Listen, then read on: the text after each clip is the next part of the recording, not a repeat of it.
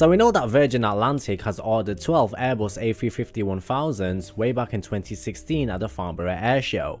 Now there were a lot of rumours spreading during that time as to whether they would actually go for the 1000 to replace their aging 747s. There were also talks as to whether they would actually cancel the A380 order, considering that they ordered 6 of them all the way back in the early 2000s. Now fast forward 2 years later to 2018 and we know that the A380 is out of the window. But the question I want to pose is whether the A350-1000 is the right plane for the airline.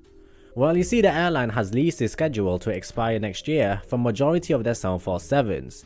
So it goes without saying that they'll want to consider replacing their entire fleet, or at least majority of it.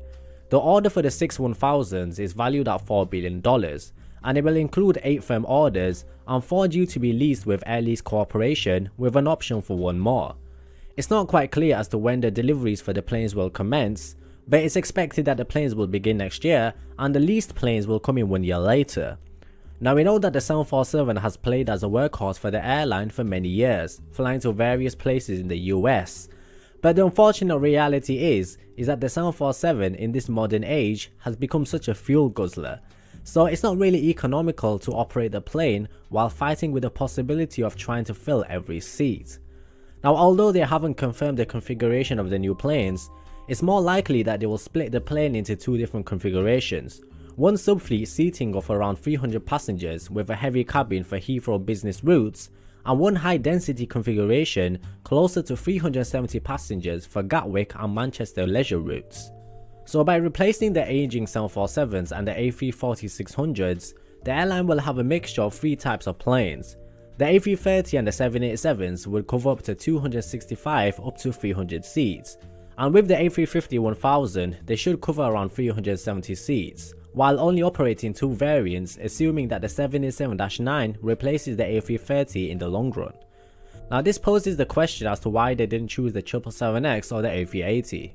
Well, the 777X is far too big of a plane with unnecessary range required by the airline. It's also an issue of availability for the plane.